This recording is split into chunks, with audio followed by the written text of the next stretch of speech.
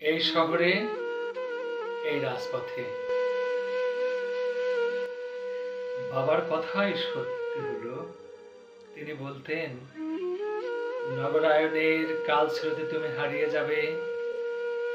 আমরা গাঁও গ্রামের লোক, আমাদের বড় স্বপ্ন থাকতে নেই, তাতে শুধু স্বপ্ন ভঙ্গই ঘটবে।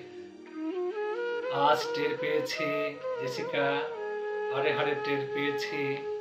তিনি চাইতেন আমি জেলা সদরেই থেকে যাই, ছোটখাটো চাকরি নিয়ে কিংবা ব্যবসা বাণিজ্য দেখে বিয়ে করি, সংসারী হই।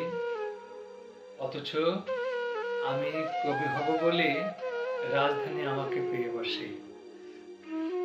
তখন ৯০ দশক। বাবা আমাকে প্রতি মাসে ১,০০০ টাকা মনি অর্ডার করতেন। আমার দিব্যি লেখাপড়া চলে যেত তাতে। তিনি ভাবতেন লেখাপড়া শেষে আমি তার ধার কমাবো। বাংলাদেশ স্বাধীনতা প্রাপ্তির অর্ধেক আমার এই শহরের বয়স। কত কিছু দেখলাম আমি, এই নেত্রে কি দস্যুতার দিগন্ত অধিকার করলো। চরচর করে ইমারত গজালো, গর্জে উঠল টাউটার বাটপার।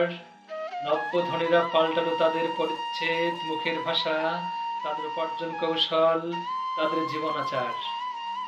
আমরা শুধু মুখ থুবড়ে পড়তে থাকলাম রাজপথে, ফুটপাতে।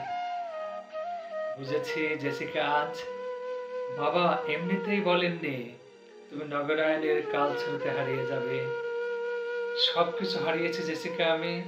আমার আজ আমার বলে কিছু নেই। একটু মানবতাবোধ ছাড়া আমার আর কিছুই নেই। যে তুমি আমার ছেলে, তোমাকেও বাঁধতে পারিনি ভালোবাসার বন্ধনে। এই জীবন এমনই গেল, স্বপ্ন ভঙ্গের বেদনায় আজ ডুকরে কেঁদে মরা ছাড়া আমার আর কোনো পথ নেই এই রাজপথে।